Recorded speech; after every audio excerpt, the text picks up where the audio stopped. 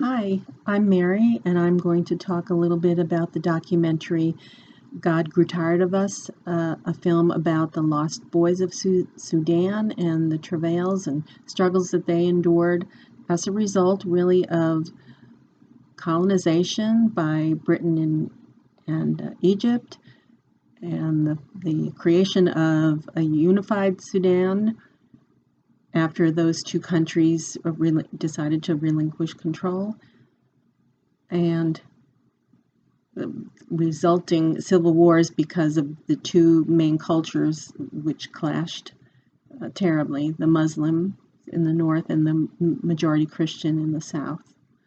So first question that I need to address is posed by the professor, and it is, what did I think when the boys visited the grocery store?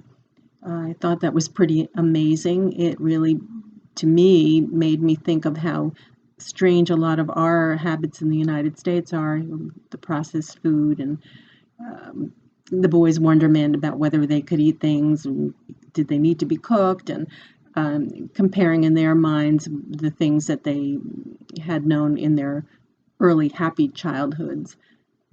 It sounded rather idyllic with rich farmland and water and cattle and natural foods compared to, again, how a lot of our food is. One thing that struck me was not in the grocery store, but in when they were being introduced to apartment living, and the person who was mentoring them pulled down a bag of potato chips and said, "These are potatoes," and the boy said, "And they're cooked," and they seemed a little baffled, but also adapted fairly well, I think.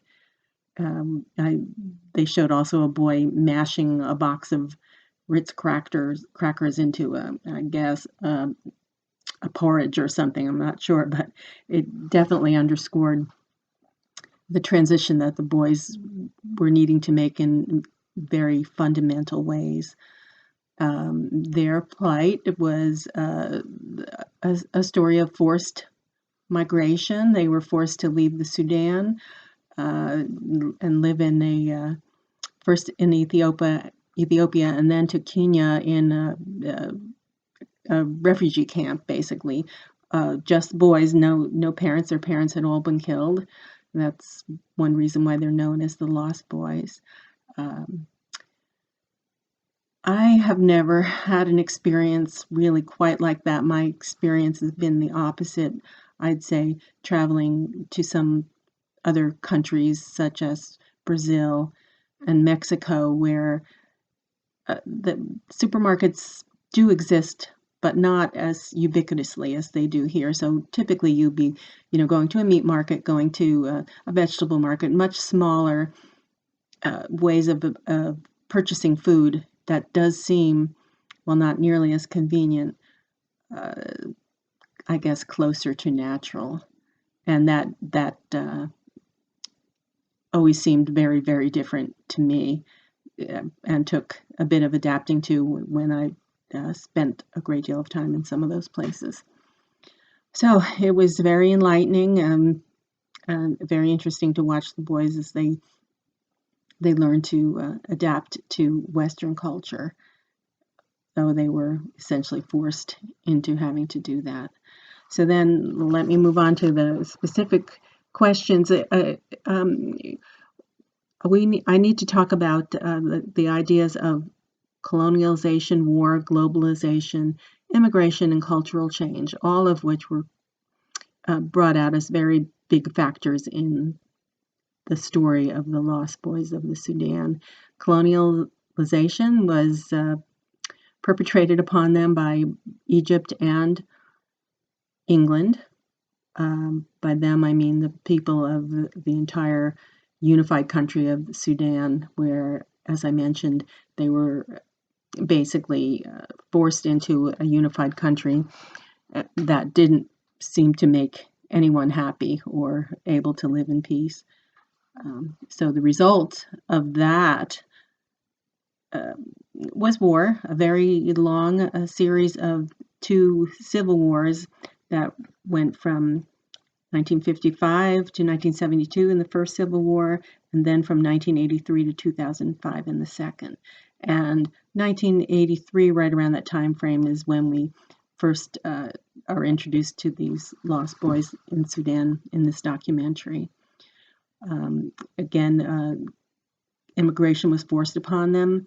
Globalization, which really they were hit on the head with once they moved to the U.S. and were kind of forced, I would say, to assimilate.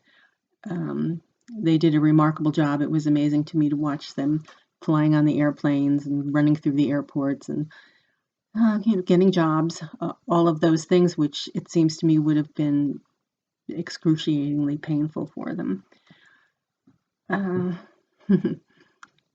So immigration in itself is not always voluntary, not always desired. I think they felt very sad to leave the beautiful home of their childhood, and of course their parents and loved ones, and even the boys that some of the boys were left in the camps, and so they felt torn apart from them.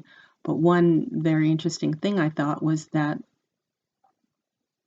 the boys pulled together to create their own, retain their own heritage and culture, and learned how to work the system, at least some of them did, to their benefit, forcing the U.S.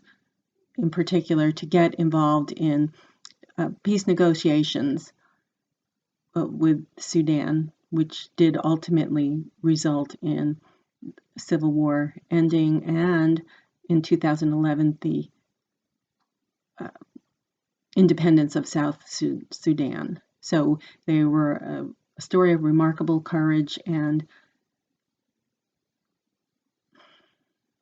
just the ability of people to rise above dreadful circumstances. So all in all, wonderful documentary, a tragic story, and many lessons to be learned. All students in the U.S. in high school should see it, I believe. Sorry to go on so long. Thanks.